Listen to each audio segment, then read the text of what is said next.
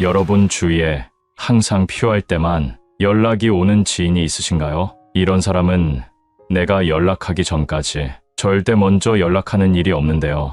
내가 연락한 만큼은 아니더라도 한 번쯤은 연락해 주기를 기대하지만 그런 일은 없더라고요. 물을 주지 않아 말라서 죽어버리는 화분처럼 연락 없는 관계는 점점 흐릿해져 끊어지게 됩니다. 가족이라도 연락 없이는 한결같은 관계를 이어가기 힘든데요. 이런 인간관계 꼭 유지해야만 할까요? 먼저 연락을 안 하는 데에는 여러 가지 사연이 있을 것입니다. 살아가면서 여유가 없을 수도 있고 혼자인 것을 즐기는 경우도 있습니다. 또 자신의 가치관에 따른 소통 방식과 생활 방식이 달라서일 수도 있습니다. 그래서 현재 나와 문제가 있는 사람이 나의 성향과 생각이 맞는 사람인지도 깊게 생각해 봐야 합니다. 그리고 상대방이 궁금하지 않거나 괜히 연락했다가 만나자고 하면 부담이 돼서 그럴 수도 있겠네요. 여러분은 먼저 연락하는 사람인가요? 아니면 그 반대의 사람인가요? 연락하는 것에는 간단하게 두 가지 이유가 있습니다. 먼저 첫 번째는 자기가 필요해서, 두 번째는 상대방이 어떻게 지내는지 안부를 묻기 위해서 하는 경우입니다. 여기서 자기가 필요해서 연락하는 경우는 상대방에게 절대 먼저 연락을 하지 않습니다. 나에게 무언가 필요할 때만 연락하는 사람이 있으신가요? 아니면 그렇게 느껴지는 사람이 있으신가요? 이러한 연락 문제로 스트레스를 조금이라도 받고 있는 분이라면 본 영상을 끝까지 시청하셔서 꼭 도움이 되기를 바랍니다. 나의 주변에 누군가가 연락 문제로 속상하게 하고 있다면 그 사람을 떠올리며 들어보신다면 충분히 도움이 될 것입니다. 연락을 먼저 안 하는 경우를 크게 두 가지로 말씀드릴 수 있는데요. 첫째는 나이가 들어갈수록 혼자가 편한 성격으로 변했기 때문입니다. 연락에 크게 신경 쓰지 않는 사람들은 자신에게 먼저 연락을 하지 않아도 바쁘게 살아가고 있거나 연락을 못할 사정이 있다고 생각하고 자신의 삶에 몰두하며 신경을 안 쓰는 경우가 많이 있습니다. 내가 많이 아프고 큰 일로 고생하는 것을 알게 되었어도 먼저 연락이 없다면 서운하고 정이 떨어질 수도 있습니다. 하지만 이 경우가 아닌 이상 나도 사는 게 바쁜데 다들 정신없게 사는가 보다 하며 자기 일을 하며 살아갑니다. 세상 사람들이 다 나와 같지 않기 때문에 나에게 먼저 연락을 안 하더라도 신경을 쓰며 시간을 보내기보다 나에게 주어진 오늘을 즐기면서 살아가는 것입니다. 먼저 연락이 오지 않으면 자기 인생 바쁘고 즐겁게 사는가 보다 하고 마음 편히 생각하면서 나도 내 인생 즐겁고 행복하게 굳이 그런 관계 신경 쓰지 말고 살아가면 되는 것입니다. 나이가 들면서부터 오랜 시간 지내온 친구들도 모두 귀찮아지고 어디 한 곳에 매여 있는 것도 싫어집니다. 혼자서 내 마음의 공부나 그동안 남만 생각하다가 놓쳤던 지식들을 채우는 것이 더 나은 친구가 되기도 합니다. 혹시 혼자서 시간을 잘 보내지 못하는 성격이라면 만남과 연락에 크게 집착을 갖게 되고 하루 종일 연락이 언제 오는지 초조불안해 할 수 있습니다. 내가 아닌 남에게 흔들리고 내 인생의 주인이 내가 아닌 삶은 그렇게 좋은 삶이 아닙니다. 내 인생의 주인이 내가 되어 열심을 다해 살아가며 집중한다면 결국 내 삶이 변화되어 연락이나 만남에 연연하지 않게 됩니다. 그래서 연락이 오지 않거나 와도 크게 신경 쓰지 않고 우리가 정말 인연이라면 다시 만날 거라는 생각과 함께 쿨한 성격으로 변화가 되어 있는 나를 발견하게 될 것입니다. 그리고 연락을 하는 것이 나에게 부담으로 다가온다면 내가 먼저 연락을 하지 않아도 됩니다. 그럼 나에게 오던 연락이 점점 사라지면서 결국 끊기게 되면 그것이 나에게 윤택한 삶이 될 수 있습니다. 혼자 즐기는 생활도 노력이 필요합니다. 1년, 2년 유지한다면 내 인생에 없었던 행복한 삶이 그 끝에 기다리고 있을지 모릅니다. 혼자 있는 행복감을 먼저 알고 살아가고 있는 사람들은 연락이나 만남 자체를 피곤하게 여기며 굳이 연락을 먼저 하지 않게 된다는 말씀을 하기도 하셨습니다. 연락을 먼저 하지 않는 이유, 둘째로 연락하는 것에 기가 빨리기 때문입니다. 요즘은 전화 연락을 하는 것에 부담감을 느끼는 경우가 많이 있습니다. 중간중간 어색하게 침묵하게 되는 상황을 못 견뎌하는 분들이 많이 있다고 합니다. 그런 시간 속에서 억지로 할 말을 만들다 보면 기가 빨리는 것이 당연할 것입니다. 또 전화를 오래 하는 사람들이 있습니다.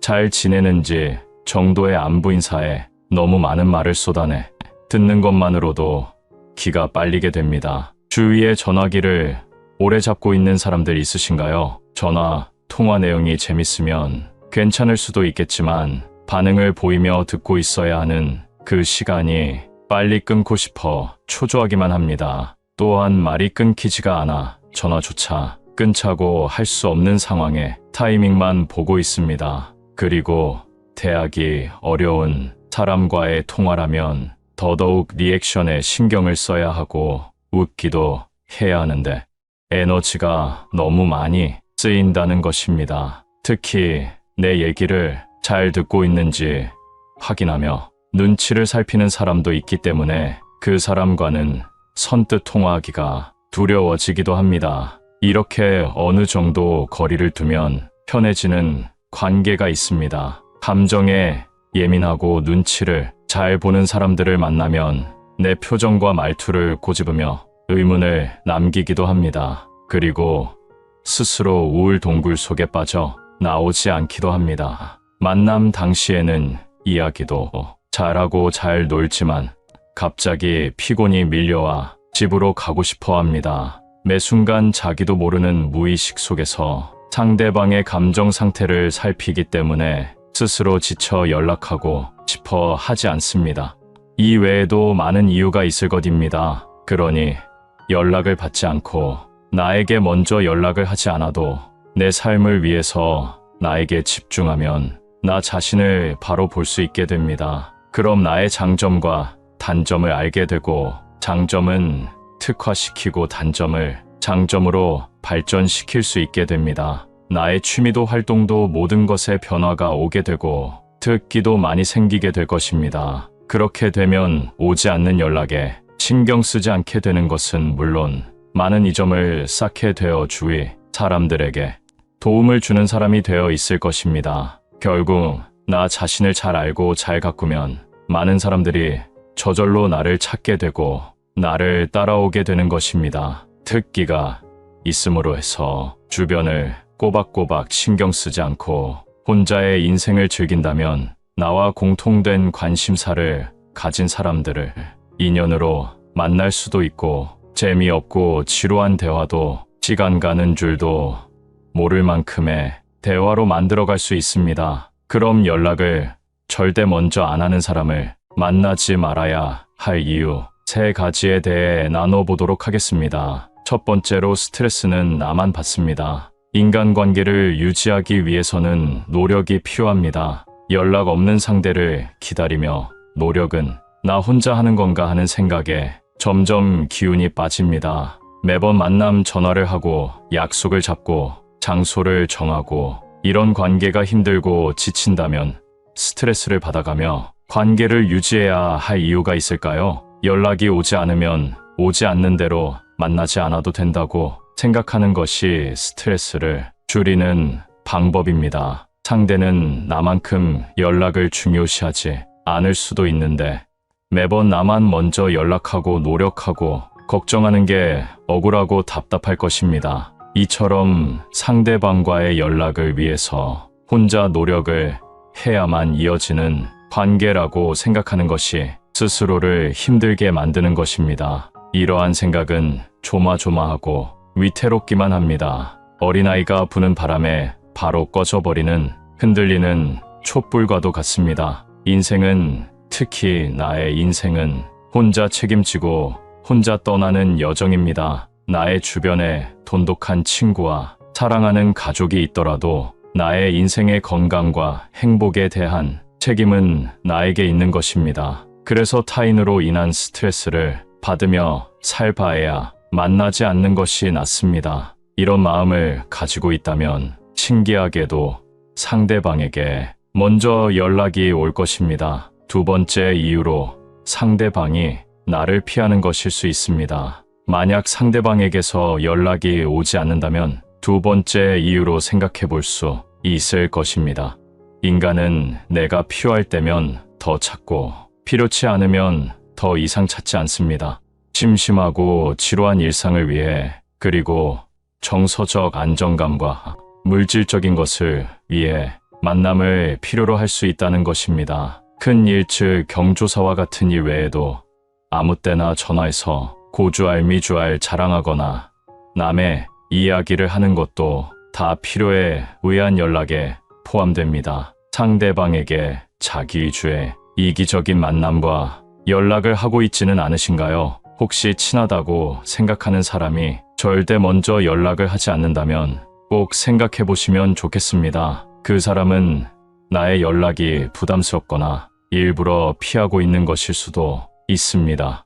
상대와의 약속이 취소되어 다음 약속을 잡아야 하는데도 잡지 않는다면 나와 상대를 위한 거리를 만들어 두는 것도 좋은 방법이 되겠습니다. 마지막 세 번째, 가장 중요한 시간을 낭비하고 있는 것입니다. 언제나 시간은 한정되어 있습니다. 이토록 소중한 시간에 먼저 연락이 오지 않는 사람들을 신경 쓰고 스트레스를 받으며 연락과 만남을 유지해 가기에는 안타깝게도 나에게 주어진 시간은 정해져 있다는 것입니다. 현재도 빠르게 지나가고 있는 시간들을 나에게 투자하는 것은 어떨까요? 내가 진심으로 즐기고 좋아하는 활동에 소중한 시간을 투자하여 새로운 것들을 배워간다면 새로운 인연이 찾아올 것입니다. 사람들은 관심사가 맞으면 누구나 쉽게 친해질 수 있습니다. 오히려 오래 알고 지낸 사람보다 더 가까운 사이가 될 수 있습니다.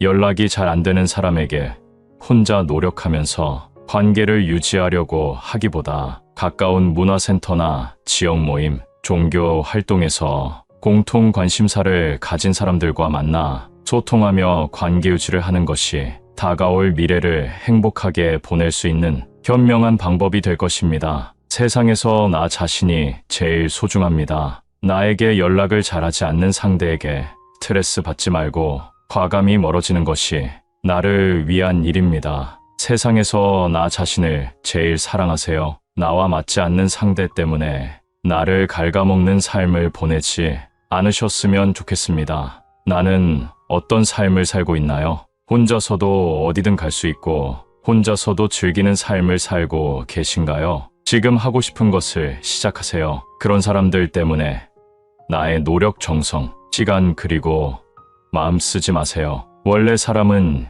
이기적인 존재입니다. 나 또한 그런 모습이 있을 것입니다. 우리는 자기 입장, 내 입장을 먼저 생각합니다. 그러니 당연하게도 나는 연락을 잘하는데 항상 내가 먼저 연락하는데 쟤는 왜 나한테 무관심하지, 쟤는 왜 연락을 먼저 안 하지 하면서 나와 같은 행동을 하기를 바라는 것은 욕심일 수 있습니다. 내가 상대방의 마음을 어떻게 할 수 없어도 내 마음은 마음먹으면 내 마음대로 할 수 있습니다. 내가 받아들일 수 있는 관계가 어디까지인지 생각하고 이어간다면 마음이 편해질 것입니다. 상대방도 나도 서로를 아끼며 노력하는 관계는 일에 치이고 삶이 여유가 없어 연락을 못하더라도 미안해하며 한 통의 연락에도 고마워할 것입니다. 시간이 많이 지나도록 연락을 못했어도 만났을 때 편안하고 어색해하지 않고 즐겁고 좋다면 그것 자체로 좋은 관계가 아닐까요? 여러분 주위에 항상 필요할 때만 연락이 오는 지인이 있으신가요? 이런 사람은 내가 연락하기 전까지 절대 먼저 연락하는 일이 없는데요. 내가 연락한 만큼은 아니더라도 한 번쯤은 연락해 주기를 기대하지만 그런 일은 없더라고요. 물을 주지 않아 말라서 죽어버리는 화분처럼 연락 없는 관계는 점점 흐릿해져 끊어지게 됩니다. 가족이라도 연락 없이는 한결같은 관계를 이어가기 힘든데요. 이런 인간관계 꼭 유지해야만 할까요? 먼저 연락을 안 하는 데에는 여러 가지 사연이 있을 것입니다. 살아가면서 여유가 없을 수도 있고 혼자인 것을 즐기는 경우도 있습니다. 또 자신의 가치관에 따른 소통 방식과 생활 방식이 달라서일 수도 있습니다. 그래서 현재 나와 문제가 있는 사람이 나의 성향과 생각이 맞는 사람인지도 깊게 생각해 봐야 합니다. 그리고 상대방이 궁금하지 않거나 괜히 연락했다가 만나자고 하면 부담이 돼서 그럴 수도 있겠네요. 여러분은 먼저 연락하는 사람인가요? 아니면 그 반대의 사람인가요? 연락하는 것에는 간단하게 두 가지 이유가 있습니다. 먼저 첫 번째는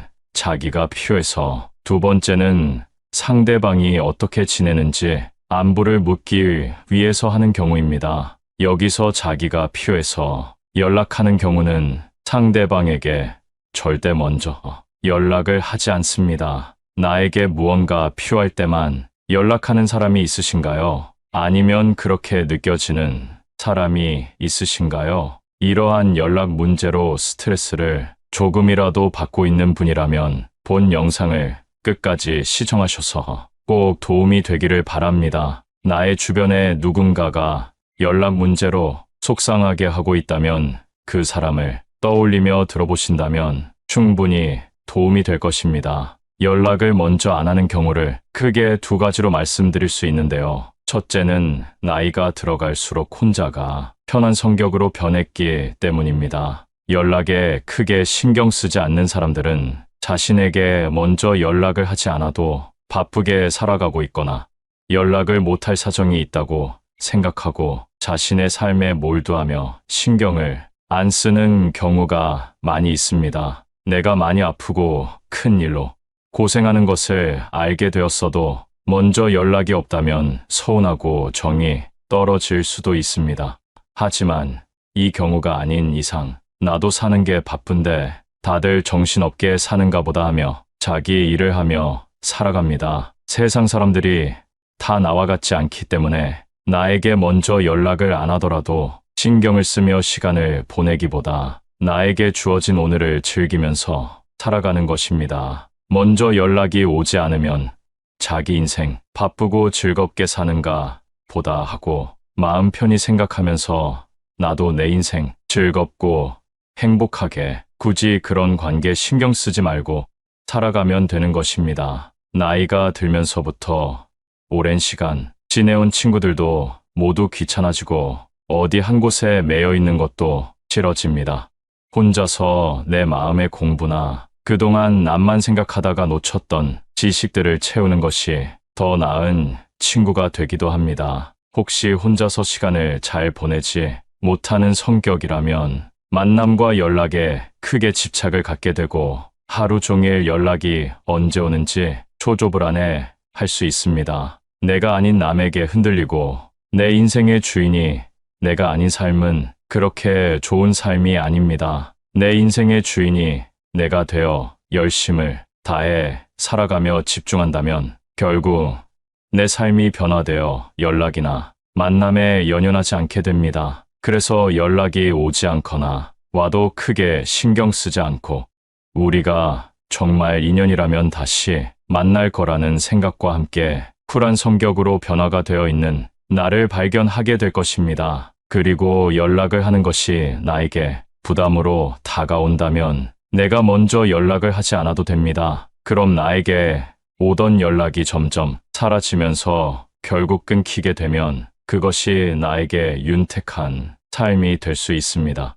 혼자 즐기는 생활도 노력이 필요합니다. 1년, 2년 유지한다면 내 인생에 없었던 행복한 삶이 그 끝에 기다리고 있을지 모릅니다. 혼자 있는 행복감을 먼저 알고 살아가고 있는 사람들은 연락이나 만남 자체를 피곤하게 여기며 굳이 연락을 먼저 하지 않게 된다는 말씀을 하기도 하셨습니다. 연락을 먼저 하지 않는 이유, 둘째로 연락하는 것에 기가 빨리기 때문입니다. 요즘은 전화 연락을 하는 것에 부담감을 느끼는 경우가 많이 있습니다. 중간중간 어색하게, 침묵하게 되는 상황을 못 견뎌하는 분들이 많이 있다고 합니다. 그런 시간 속에서 억지로 할 말을 만들다 보면 기가 빨리는 것이 당연할 것입니다. 또 전화를 오래 하는 사람들이 있습니다. 잘 지내는지 정도의 안부 인사에 너무 많은 말을 쏟아내 듣는 것만으로도 기가 빨리게 됩니다. 주위에 전화기를 오래 잡고 있는 사람들 있으신가요? 전화, 통화 내용이 재밌으면 괜찮을 수도 있겠지만 반응을 보이며 듣고 있어야 하는 그 시간이 빨리 끊고 싶어 초조하기만 합니다. 또한 말이 끊기지가 않아 전화조차 끊자고 할 수 없는 상황에 타이밍만 보고 있습니다. 그리고 대하기 어려운 사람과의 통화라면 더더욱 리액션에 신경을 써야 하고 웃기도 해야 하는데 에너지가 너무 많이 쓰인다는 것입니다. 특히 내 얘기를 잘 듣고 있는지 확인하며 눈치를 살피는 사람도 있기 때문에 그 사람과는 선뜻 통화하기가 두려워지기도 합니다. 이렇게 어느 정도 거리를 두면 편해지는 관계가 있습니다. 감정에 예민하고 눈치를 잘 보는 사람들을 만나면 내 표정과 말투를 꼬집으며 의문을 남기기도 합니다. 그리고 스스로 우울 동굴 속에 빠져 나오지 않기도 합니다. 만남 당시에는 이야기도 잘하고 잘 놀지만 갑자기 피곤이 밀려와 집으로 가고 싶어 합니다. 매 순간 자기도 모르는 무의식 속에서 상대방의 감정 상태를 살피기 때문에 스스로 지쳐 연락하고 싶어 하지 않습니다.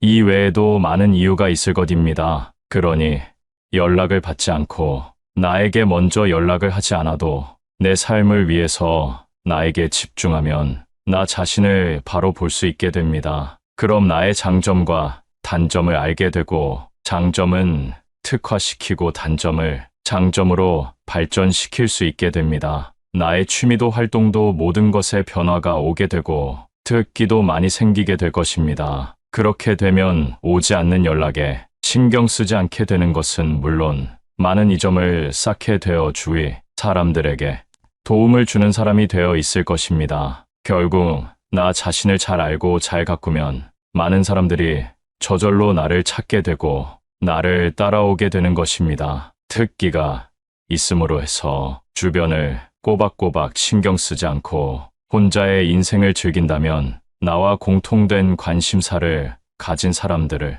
인연으로 만날 수도 있고 재미없고 지루한 대화도 시간 가는 줄도 모를 만큼의 대화로 만들어갈 수 있습니다. 그럼 연락을 절대 먼저 안 하는 사람을 만나지 말아야 할 이유 3가지에 대해 나눠보도록 하겠습니다. 첫 번째로 스트레스는 나만 받습니다. 인간관계를 유지하기 위해서는 노력이 필요합니다. 연락 없는 상대를 기다리며 노력은 나 혼자 하는 건가 하는 생각에 점점 기운이 빠집니다. 매번 만남 전화를 하고 약속을 잡고 장소를 정하고 이런 관계가 힘들고 지친다면 스트레스를 받아가며 관계를 유지해야 할 이유가 있을까요? 연락이 오지 않으면 오지 않는 대로 만나지 않아도 된다고 생각하는 것이 스트레스를 줄이는 방법입니다. 상대는 나만큼 연락을 중요시하지 않을 수도 있는데 매번 나만 먼저 연락하고 노력하고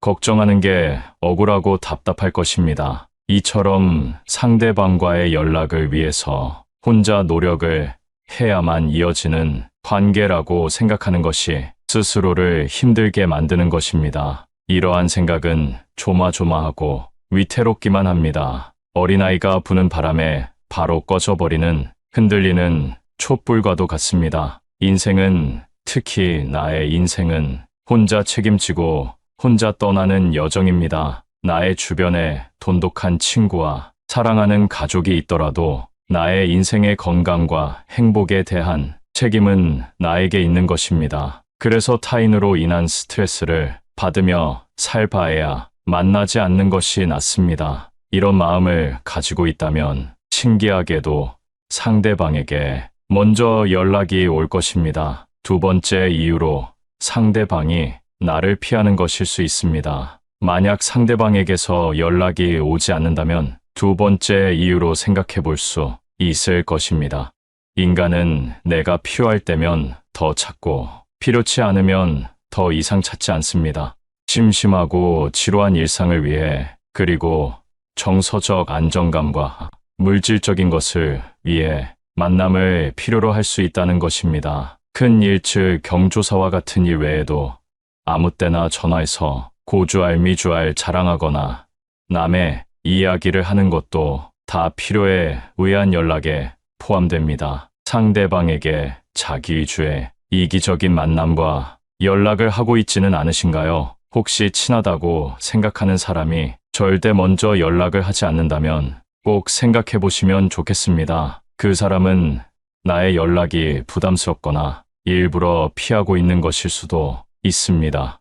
상대와의 약속이 취소되어 다음 약속을 잡아야 하는데도 잡지 않는다면 나와 상대를 위한 거리를 만들어 두는 것도 좋은 방법이 되겠습니다. 마지막 세 번째, 가장 중요한 시간을 낭비하고 있는 것입니다. 언제나 시간은 한정되어 있습니다. 이토록 소중한 시간에 먼저 연락이 오지 않는 사람들을 신경 쓰고 스트레스를 받으며 연락과 만남을 유지해 가기에는 안타깝게도 나에게 주어진 시간은 정해져 있다는 것입니다. 현재도 빠르게 지나가고 있는 시간들을 나에게 투자하는 것은 어떨까요? 내가 진심으로 즐기고 좋아하는 활동에 소중한 시간을 투자하여 새로운 것들을 배워간다면 새로운 인연이 찾아올 것입니다. 사람들은 관심사가 맞으면 누구나 쉽게 친해질 수 있습니다. 오히려 오래 알고 지낸 사람보다 더 가까운 사이가 될 수 있습니다.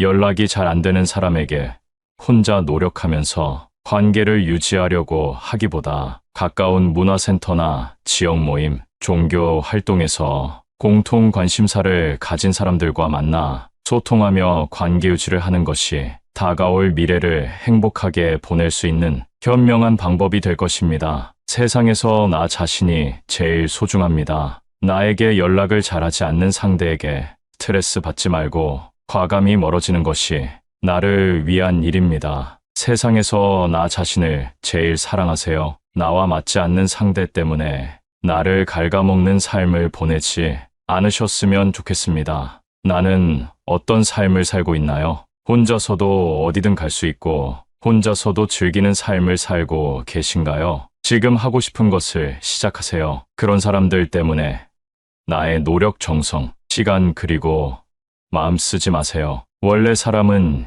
이기적인 존재입니다. 나 또한 그런 모습이 있을 것입니다. 우리는 자기 입장, 내 입장을 먼저 생각합니다.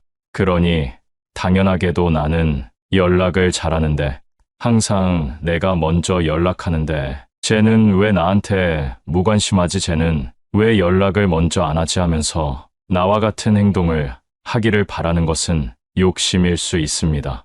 내가 상대방의 마음을 어떻게 할 수 없어도 내 마음은 마음먹으면 내 마음대로 할 수 있습니다. 내가 받아들일 수 있는 관계가 어디까지인지 생각하고 이어간다면 마음이 편해질 것입니다. 상대방도 나도 서로를 아끼며 노력하는 관계는 일에 치이고 삶이 여유가 없어 연락을 못하더라도 미안해하며 한 통의 연락에도 고마워할 것입니다. 시간이 많이 지나도록 연락을 못했어도 만났을 때 편안하고 어색해하지 않고 즐겁고 좋다면 그것 자체로 좋은 관계가 아닐까요? 이 영상을 보고 계시는 여러분 모두 힘들고 지치는 인간관계, 이제는 떨쳐버리시고 조금이라도 그 스트레스에서 벗어나셨으면 좋겠습니다. 행복한 삶을 응원하겠습니다. 감사합니다.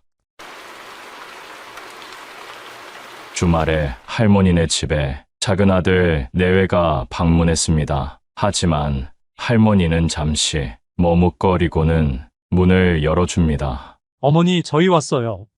잘 놀다 가라. 손자도 왔는데 할머니는 그냥 방으로 들어가 버립니다. 이 가족에게 어떤 사연이 있는 걸까요? 할머니는 6남매 중에 첫째로 태어나 안 해본 것이 없을 정도로 생계를 책임지며 살았습니다. 할머니가 11살이 되던 해에 아버지가 돌아가셨기 때문입니다. 홀어머니와 함께 가족을 책임지는 일이 보통 힘든 삶이 아니었습니다. 하지만 할머니는 가족들을 위해 낮이고 밤이고 일했습니다. 그리고 할머니는 18살에 연상의 남편을 만나 결혼을 했습니다. 참 다정하고 좋은 사람이었습니다. 할머니는 어머니마저 여의고 슬픔에 잠겼지만 남편 덕에 행복한 날을 살아갈 수 있었습니다. 그러나 남편은 하던 사업에 실패로 어느 날부터인지 술을 먹기 시작하여 알코올 중독자가 되고 말았습니다. 그리고 바람까지 피우기 시작했습니다. 할머니가 보는 앞에서 다른 여자를 데려와 밥을 차려오라고 시켰습니다. 할머니는 남편이 전부라 뿌리칠 수 없었고 밥을 차려준 뒤 방 안에서 혼자 울 수밖에 없었습니다. 남편은 점점 심해졌습니다. 돈을 벌어서 주지도 않았고 할머니에게 돈을 벌어오라며 급기야 할머니를 때렸습니다. 2명의 자식이 있던 때라 할머니는 자식들에게 이런 모습을 보이기 싫어 동생 집에 자식들을 맡기게 되었습니다. 하지만 자식들은 그곳에서 눈치 보며 살 수밖에 없었고 심한 차별도 겪어야 했습니다. 할머니는 밤낮으로 일하며 번 돈을 동생에게 보내주었지만 동생은 할머니 자식에게 쓰지 않았습니다. 자식들은 영양 공급이 제대로 안 되어 심하게 말라 있었습니다. 할머니는 그 모습을 보고 마음이 아파 더 이상은 안 되겠다 싶어 다시 데려오게 되었고 본인이 키우지 못했다는 큰 죄책감에 할머니는 눈물로 매일 밤을 지새웠습니다. 자식들을 쓰다듬으며 모든 것을 자식을 위해 희생하며 살았습니다. 자식들은 편하게 살 수 있도록 할머니가 많은 것을 도맡아 했고 자식들이 필요하다는 것은 다 지원해 주었습니다. 그렇게 시간이 흐르고 자식들도 결혼을 했습니다. 할머니의 마음은 더 많은 걸 못해준 것에 대해 아쉬움이 남았지만 자식들이 모두 결혼하고 행복한 삶을 사니 거기에 만족할 수 있었습니다. 자식들은 할머니 집에 자주 방문하여 할머니와 함께 시간을 보냈습니다. 며느리도 사람이 좋아 할머니한테 잘했습니다. 할머니는 자식들이 올 때마다 기분이 좋아 시장에 가서 여러 음식들과 과일을 사와서 만들어 주기도 하고 집에 갈 때면 항상 싸주었습니다. 그때마다 할머니는 더 많은 것을 해주고 싶었습니다. 그날도 맛있는 음식을 한가득 며느리 손에 쥐어주고 보냈습니다. 저녁이 되어 할머니는 잠시 바람을 쐬러 집 앞을 걷고 있는데 전봇대 앞에 놓여진 봉지를 발견했습니다. 그것은 할머니가 며느리에게 쥐어준 음식 봉지였습니다. 작은 아들 내외가 할머니께 받은 음식을 차에 타서 얼마 가지 않고 버린 거였습니다. 할머니는 실수로 떨어뜨렸거니 생각하고 넘어갔습니다. 그러나 몇 주 뒤에 작은 아들 내외가 방문했을 때 아들과 며느리가 하는 말을 듣게 되었습니다. 어머니가 주는 거 냄새 난다고 먹지도 않는데 왜 자꾸 주시냐고 또 버려야 되지 않냐고 왜 자꾸 일을 만들어 주시냐면서 할머니가 못 들을 거라고 생각해서 수군거렸지만 할머니는 귀가 예민해 다 듣고야 말았습니다. 할머니는 한가득 챙겼던 음식을 내려놓으며 오늘은 깜빡했다고 다음에 오면 챙겨주겠다고 말했습니다. 아들은 알겠다고 며느리는 그때 너무 맛있게 잘 먹었는데 아쉽다고 말하는데 할머니는 너무 씁쓸했습니다. 그러고는 앞으로는 챙겨주지 않아야겠다고 생각했습니다. 할머니는 이런 행동을 보이는 작은 아들 내외가 왜 자꾸 집에 방문하는 궁금해졌습니다. 그러던 어느 날 방 안에 있던 할머니는 손자와 아들 내외끼리 하는 말을 듣게 되었습니다. 엄마 할머니 돌아가시게 되면 여기가 내 방이야. 그래, 맞아. 근데 저렇게 정정하셔서 말이야. 에휴, 여보, 언제 이 집 팔 수 있는 거야? 요새 엄마 보니까 깜빡깜빡하는 것 같아. 조만간 치매가 오겠어. 조금만 기다려보자고.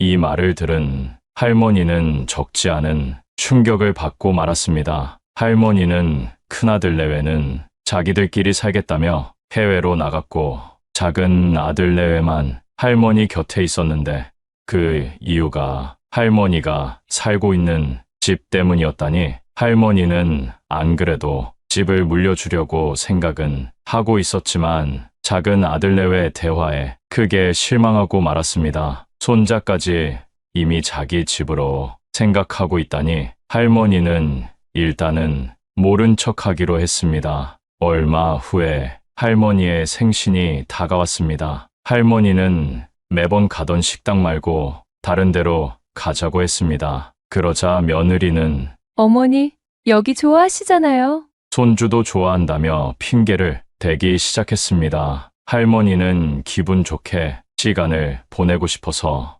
알겠다고 했습니다. 하지만 할머니는 먹는 내내 불편했습니다. 이유는 아들이 큰아들과 통화하는 것을 듣게 되었기 때문입니다. 할머니, 집 얘기로 싸우질 않나. 오늘 밥값까지 아깝다는 내용이었습니다. 할머니는 점점 실망이 커져갔습니다. 할머니는 더 먹으면 체할 것 같아 화장실을 간다며 일어나서 계산을 하고 식당을 나왔습니다. 그러고는 먼저 집에 간다는 연락을 남기고 할머니는 집 앞 길을 혼자 걸었습니다. 하늘의 달도 할머니를 외면하는 것 같았습니다. 할머니 눈에서 그만 눈물이 흐르고 말았습니다. 살아온 인생이 참 비참했습니다. 할머니는 집에 돌아가 방에서 한참을 숨죽여 울었습니다. 자식들은 할머니가 왜 늦었는지 묻지도 않고 자기네들끼리 TV를 보며 낄낄거렸습니다. 할머니는 인생을 돌아보며 깨닫기 시작했습니다. 멀리 사는 자식도 가까이 사는 자식도 하나같이 계산 속에 살고 있는 것을 볼 때 또 그것을 가지고 싸우는 모습을 볼 때 그렇게 서글플 수가 없었습니다.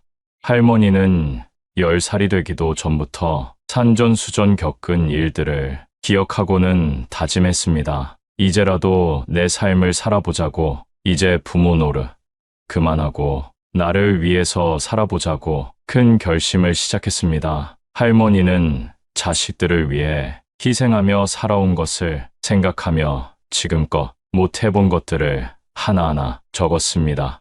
그리고 다음날 주변 사람들에게 모르는 것들을 물어보며 스스로 할 수 있는 것을 찾아서 배우기 시작했습니다. 느리기도 하고 실수도 잦았지만 그래도 계속 도전했습니다. 차라리 모르는 사람에게 물어보는 게 속이 편했습니다. 자식들은 뭐 하나 물어보면 왜 이렇게 못 알아듣냐며 핀잔주기 일쑤였는데 그런 말 들으며 배우는 것보다 훨씬 나았습니다. 할머니는 이제 많은 것을 알게 되었고 할 수 있게 되었습니다. 또한 연금에 대해서도 공부하게 되어 집을 통해 얼마나 받으며 살 수 있는지도 다 알게 되었습니다. 이를 알게 된 며느리는 할머니에게 화를 내며 자기 준다는 이 집을 왜 어머니가 계속 살려고 하시냐며 큰 소리를 쳤습니다. 아들도 덩달아 치매 걸리면 누가 돌봐주냐며 자기네들밖에 없는 거 아니냐며 이야기합니다. 할머니는 이제 당당하게 내 집 내가 지킨다는데 너네가 무슨 권리로 말하는 거냐며 말씀하십니다. 그리고 치매 걸려도 너네 찾을 일 없다고, 그러니 걱정 말라고, 이런 말 할 거면 당장 내 집에서 나가라고 하십니다. 처음 보는 할머니의 모습에 작은 아들 내외가 당황하고 말았습니다. 이후 할머니는 자식들이 와도 할머니 할 일 하느라 바쁩니다. 할머니는 이제라도 자식을 내려놓고 자신만을 위한 삶을 시작했습니다. 여러분 한시 할머니를 보며 어떤 생각이 드시나요? 왜 내 자식에게는 이토록 약해지는 걸까요? 나의 아이가 언제 이렇게 컸는지 태어났을 때부터 성장할 때까지 옆에서 가장 많이 지켜본 사람이 바로 부모이기 때문입니다. 또한 자녀가 성장하여 스스로 잘한다고 해도 여전히 작은 아이로 보일 뿐입니다. 이게 바로 부모 마음입니다. 아이를 볼 때마다 정말 잘 키우겠노라고 힘들어도 참고 견디고 이겨내자고 매일 수백 번, 수천 번 다짐하면서 키워낸 내 자식이기 때문에 힘든 이 세상 살아가기 어려우니 뭐라도 있으면 더 해주고 싶은 마음이 드셨을 겁니다.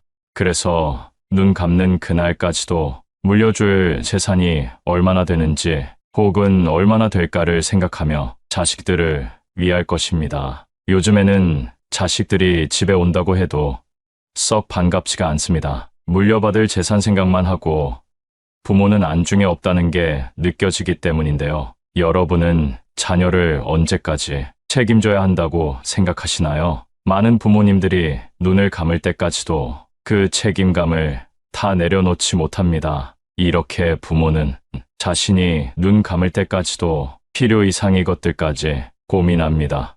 하지만 자식들은 부모의 마음과 같지 않습니다. 구체적으로 알아보면 옛날만 해도 자식이 부모를 부양한다는 의견이 많았지만 최근에는 그렇지 않습니다. 오히려 부모님의 노후는 본인 스스로 준비해야 한다는 의견이 대다수인 것으로 나타났습니다. 많은 분들이 노년기에는 자녀와 거리두기를 하는 것이 낫다는 것을 알고 있습니다. 현재 이를 실천하시는 분들 중에는 자식을 손님이라고 생각하고 20년 귀하게 대하고 떠날 땐 아쉽지만 보내주는 것입니다. 어떤 분들은 자식들이 집에 와도 마음 다해 반기지 않습니다. 지혜롭게 헤쳐나가는 분들은 손님이 있는 동안에 하지 못했던 나의 것을 위해 잘 살아가고 계십니다. 여러분은 어떤 삶을 원하시나요? 요즘이나 옛날이나 많은 분들이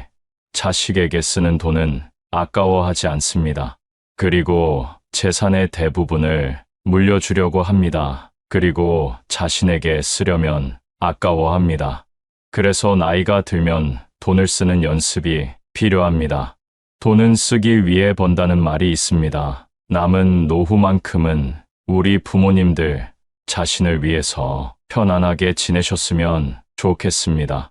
나이 60이 넘으면 젊었을 때 했던 행동을 후회하면서 과거에 머물러 있는 분들이 많은데요. 인생의 후반전은 60부터 시작이라는 말 다들 들어보셨을 겁니다. 그러니 나이가 들면 이런 마음으로 살아갔으면 합니다. 더 이상은 내 인생을 희생하지 않고 나를 위해 살아봅시다. 이 영상을 끝까지 보시면 인생의 후반전을 후회 없이 성공적으로 보내는 방법을 알게 되실 겁니다. 곧 이른이 되는 60대들이 꼭 후회하는 7가지에 대해 알아보겠습니다. 첫 번째, 배우자에게 잘해야 됩니다. 나이 먹고 내 몸이 아플 때 내 곁을 지킬 사람은 결국 내가 밥 사주고 술 사 먹인 사람이 아닌 배우자입니다. 결혼 생활을 50년 넘게 했어도 나를 무시하고 구박하는 배우자 때문에 고생하시는 분들을 많이 봤습니다. 내 인생에서 어쩌면 나보다 더 소중히 여겨야 할 사람에게 무뚝뚝하고 퉁명스럽게 대하고 무시하지 마세요. 어떤 남편은 밖에서 대인 소리를 듣고 아주 평판이 좋은데 집에 있을 때면 배우자에게 욕설을 하고 술주정을 한다고 합니다. 앞과 뒤가 다른 모습에 괴로워하고 서러워하는 분들을 많이 봤습니다. 이런 사연을 접하면 우리 어머니 생각도 나고 마음 한켠이 아려옵니다. 배우자를 막대한 사람의 말로는 말씀드리지 않아도 잘 아실 겁니다. 만약 지금 나의 행동이 상대를 무시하고 상처를 주고 있다면 지금이라도 늦지 않았습니다. 사과와 반성은 인생을 나아지게 만들어줍니다. 내가 아프면 자식이 날 챙길 거라고요? 천만의 말씀입니다. 아무리 금지옥엽 키웠어도 자식은 자식입니다. 자식은 자식의 역할이 있고 배우자는 배우자의 역할이 있는 것입니다. 자식이 자라서 가정을 꾸리게 되면 1순위는 부모보다 가정이 됩니다. 서운해하지 마세요. 여러분도 다 그렇게 살아왔습니다. 이는 불효가 아니라 자연스러운 인생의 과정입니다. 결국 내 옆에 있는 배우자 단 한 명이 내 인생의 마지막까지 함께하는 동반자라는 사실을 기억하세요. 요즘은 100세 시대입니다. 예전의 60대와 지금의 60대는 다릅니다. 그만큼 세상도 달라져서 통계적으로 황혼이혼도 증가하는 추세라고 합니다. 남은 인생 나를 위해 살겠다는 마음으로 이혼한다고 합니다. 자식들도 다 키웠겠다. 나를 힘들게 하고 구박하는 배우자와는 삶을 함께 할 이유가 없다는 것이지요. 그러니 배우자에게 잘해주세요. 주위를 둘러보면 나이가 들어도 젊은 연인처럼 또 친구처럼 알콩달콩 살아가는 노부부도 많습니다. 얼마 전 등산이나 산책 같은 운동이나 취미도 함께하며 공감대를 형성하고 친구처럼 지내는 분들을 봤는데요. 그분들이 하시는 말씀이 어딜 가도 함께할 사람이 있으니 마음이 너무 편하다고 합니다. 이렇게 배우자와 가깝게 지내면 장점이 많습니다. 내가 힘들 때 내 고민을 털어놓을 수 있고 그 비밀이 다른 곳에 새어나갈 걱정을 하지 않아도 됩니다. 그리고 진정한 나의 편이 한 명 있는 것만으로도 삶에서 큰 힘이 됩니다. 더 늦어서 후회하기 전에 따뜻한 가정을 만들어 보세요. 두 번째, 혼자 잘 지내는 방법을 배워야 합니다. 혼자 있을 때 외로움을 느끼는 분일수록 연습해야 합니다. 성인이 되면 홀로서기 해야 된다고들 말합니다. 하지만 60이 넘고 70이 다가와도 진정한 홀로서기를 하신 분은 몇 없습니다. 머리로는 알지만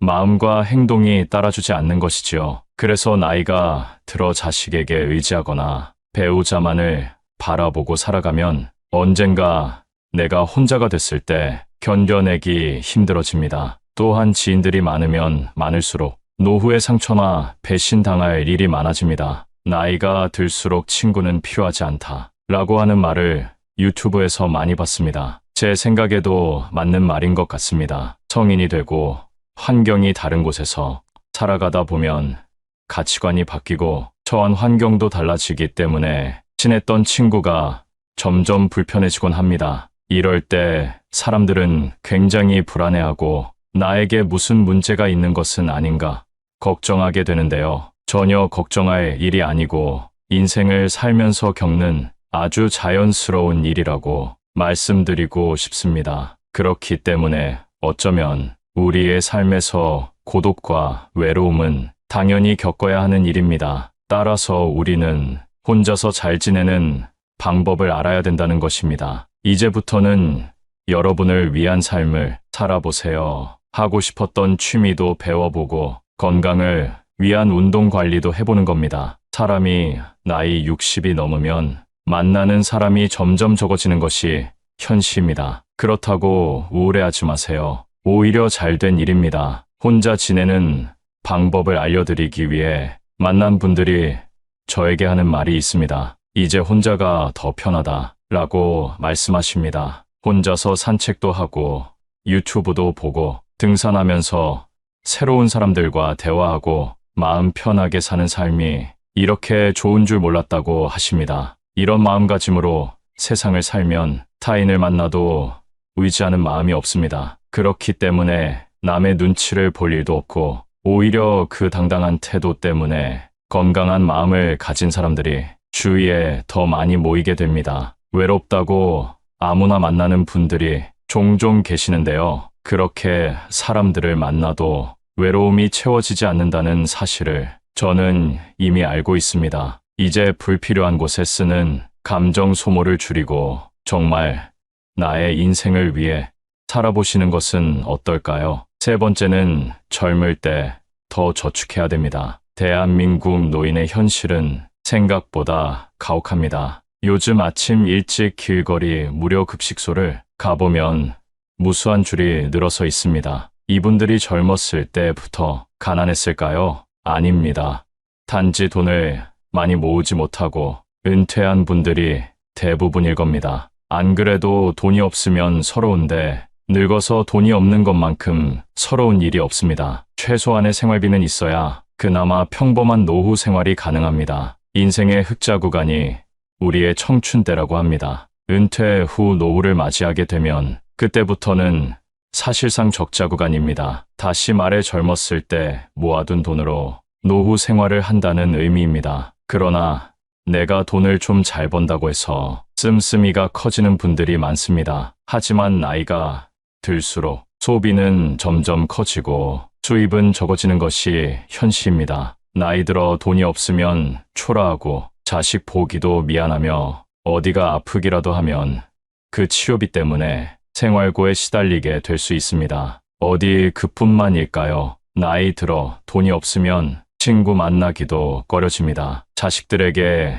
무시당하기도 하고 그 때문에 무기력해지고 우울에 빠지기도 합니다. 우리나라의 노인 빈곤율이 1위라는 사실 알고 계셨나요? 그러니 지금이라도 금융에 대한 공부는 기본적으로 해두시면 좋습니다. 우리나라 사람들 대부분이 열심히 일할 줄은 아는데 재테크할 줄은 모른다고 합니다. 자산을 불리고 부자가 되는 것을 목표로 하는 모습을 부정적으로 보던 시절도 있었습니다. 그러나 그 누구도 우리의 노후를 책임져 주지 않습니다. 그렇기 때문에 내 노후는 내가 책임진다는 생각으로 저축하는 습관을 가지고 재테크 공부를 해보세요. 네 번째, 건강을 잘 챙겨야 합니다. 요즘 100세 시대란 말이 많이 들립니다. 물론 평균 수명은 80세 정도에 그쳤다고 하지만 예전과 다르게 사람의 수명이 늘어난 것은 자명한 사실입니다. 그러니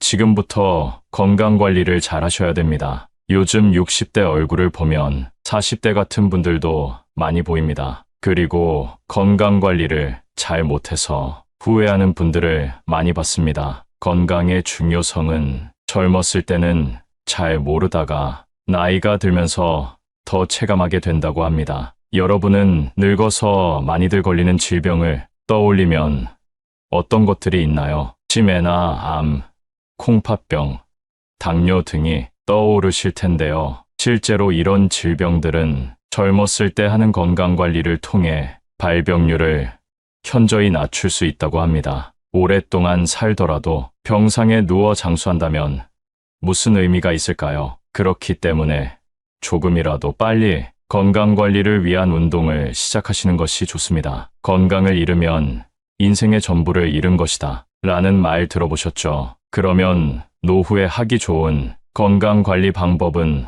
어떤 것이 있을까요? 짧게라도 규칙적으로 운동하는 것이 중요한데요. 그걸 쉽게 할 수 있는 운동이 바로 걷기입니다. 당장 집 앞에 나가 15분에서 30분만 산책을 해도 심혈관 건강 및 근력에 도움이 됩니다. 또한 걷기는 정신건강에도 좋다는 얘기가 있습니다. 걸으면 긍정적인 생각이 떠오르고 할 수 있다는 의지가 생기기 때문이랍니다. 여기에 식습관도 올바르게 지켜주신다면 금상첨화입니다. 나이가 들면 먹고 싶을 때 먹고 자고 싶을 때 자는 자유로운 일상을 보내기 쉬운데요. 이제는 시간을 정해서 배가 고플 때만 식사하는 것이 아니라 삼시세끼 잘 챙겨 먹고 15분 정도 걸어보세요. 노인들이 영양 결핍으로 병에 걸리는 것을 많이 봤습니다. 배부르지도 고프지도 않게 소식하는 것이 장수의 비결이라는 사실 잘 알고 계시지요?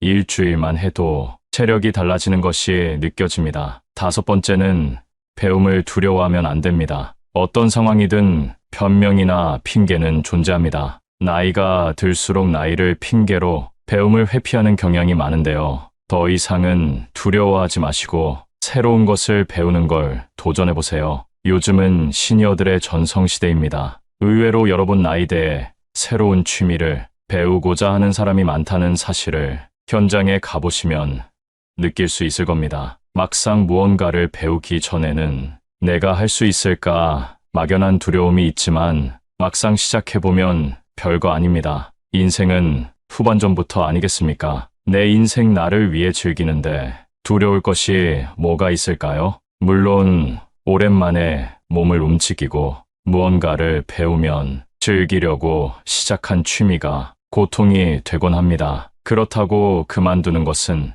나중에 후회를 남기는 행동일 수 있습니다. 하루라도 젊을 때 우리가 배울 수 있는 취미를 찾아보세요. 언젠가 시간이 지나 내가 혼자가 됐을 때 내가 가진 취미를 통해 다양한 경험을 하고 외롭지 않은 노후, 즐거운 노후 생활을 가능하게 해줄 겁니다. 오늘은 곧 이른이 되는 60대들이 하는 후회 5가지에 대해 알아봤습니다. 첫 번째, 배우자에게 잘하자. 두 번째, 혼자 잘 지내는 방법을 배우자. 세 번째는 젊을 때 더 저축하자. 네 번째, 건강을 잘 챙기자. 다섯 번째는 배움을 두려워하지 말자. 오늘 내용을 통해 여러분의 노후가 찬란하기만을 바랍니다. 행복하시고 사랑합니다.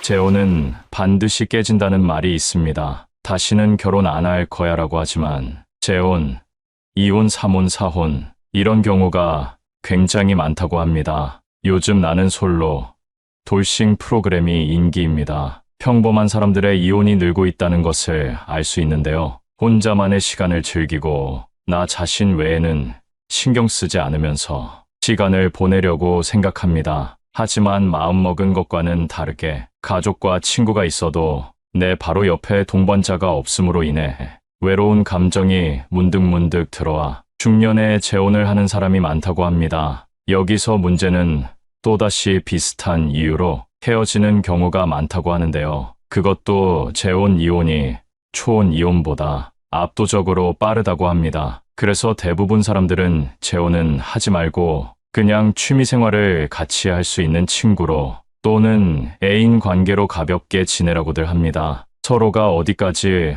얼마나 이해를 할 수 있는지 충분히 생각해도 늦지 않음에도 만나자마자 확 불타오릅니다. 감정에 따라 재혼을 성급하게 결심합니다. 만난 지 얼마 되지도 않았는데 운명처럼 느껴져 놓치기 싫어집니다. 사랑만으로는 결혼을 유지할 수 없다는 것을 알고 있었지만 그 기억이 사라져 재혼한다는 말도 있습니다. 그만큼 판단력도 인내력도 흐려졌다는 이야기입니다. 하지만 뜨겁게 만나 사랑해도 왜 또 같은 이유로 헤어지게 될까요? 대부분의 사람들이 말리는 재혼, 왜 그렇게 반대하는지 알 수 있도록 재혼 전에 절대적으로 생각해야 할 내용에 대해 지금 바로 알려드리겠습니다. 재혼을 결심하게 되는 이유 중 하나는 상대의 장점이 단점보다 더 많아 보이기 때문입니다. 그리고 가족 중 누구보다 나를 생각해주고 다정하기도 하고 한없이 맞춰주는 모습에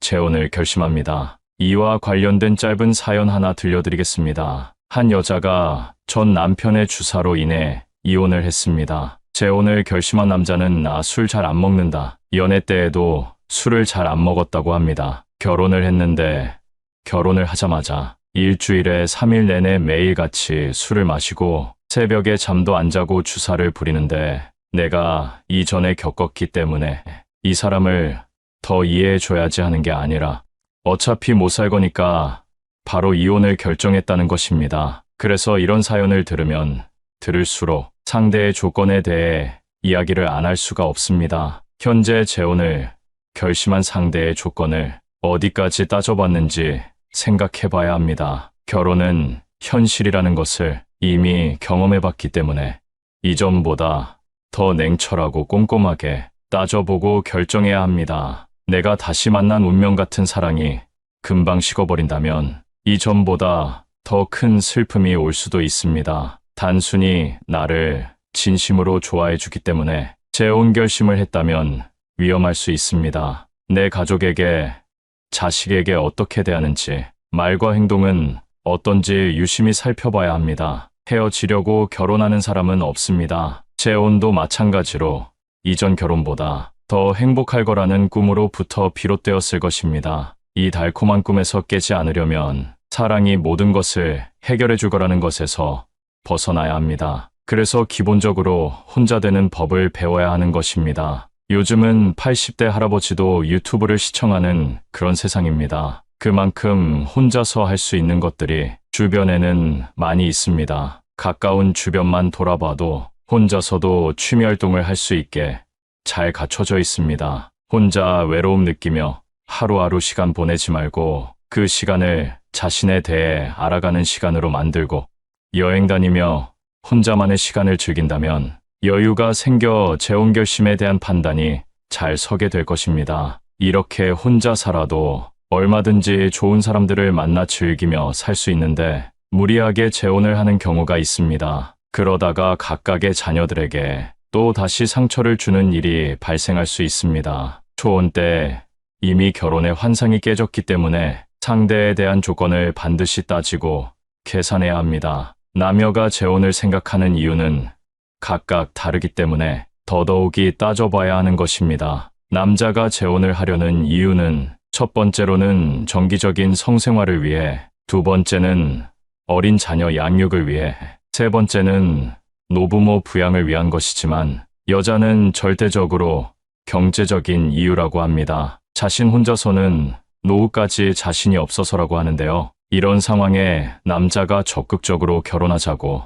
한 달에 꼬박꼬박 300만 원 이상 주겠다 하면 그것만 믿고 재혼을 했다가 혼자 양말을 빨고 집을 청소하면서 내가 이러려고 결혼했나 하는 생각을 많이 하게 된다고 합니다. 또 재혼할 때 자녀로 인한 문제도 상당합니다. 이런 것을 볼 때 재혼은 사랑만으로 될 문제가 아니라는 것입니다. 여기서 오는 혼란이 참 많이 있습니다. 내 자식처럼 똑같이 대하겠다고 하지만 재혼 후 이혼을 원하는 사람들의 이야기를 들어보면 이유가 자녀에 대한 차별 문제였습니다. 옷 사준 비용과 학원 비용 등을 계산했더니 5배, 10배 이상 차이가 났다. 그러니 이혼을 원한다는 것입니다. 또한 여기서 나의 자존감까지 낮은 상태라면 문제는 더욱 심각해집니다. 상대가 갑의 입장에 있다면 재혼은 다시 생각해봐야 합니다. 자존감이 낮아지면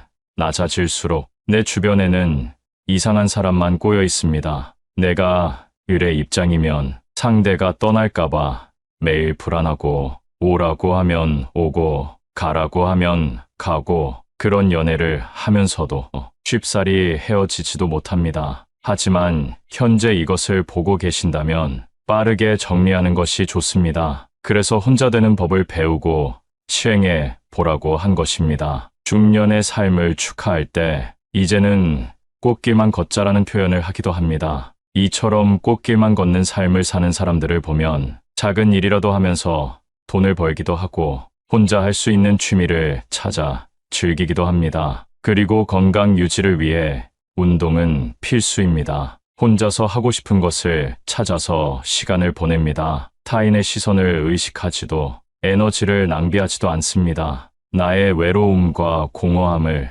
타인을 만나 채우려고 하지 않습니다. 이렇게 꽃길만 걷는 연습을 하다 보면 어느새 자유를 찾아 더 좋은 만남을 하고 있을 것입니다. 그리고 앞서 말했던 판단력과 인내력, 기억력을 잘 사용할 수 있는 능력이 생기게 될 것입니다. 재혼의 목적을 잃지 않고 나 자신을 우선으로 생각한다면 절대 아무나 만나지 않게 될 것입니다. 아니면 한 사람과 친구처럼 10년 이상 유지하다가 이제는 같이 살아도 되겠다 싶으면 그때는 재혼을 생각해 보시는 것을 추천합니다. 현재 좋은 만남을 갖고 있는 분들에게 진심 어린 응원을 보냅니다. 세상 모든 사람들이 시행착오를 겪고 살아가는 법입니다. 앞으로의 행복한 인생을 위해 오늘 영상의 내용을 천천히 생각해 보세요. 감사합니다.